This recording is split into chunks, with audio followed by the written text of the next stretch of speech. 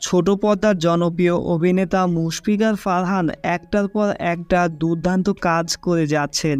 সাম্প্রতিক হৃদয় জুড়ে তুমি শিরোনামের এই নাটকটি প্রকাশিত হবার পর নেট দুনিয়ায় এখন ব্যাপক প্রশংসা অর্জন করছে।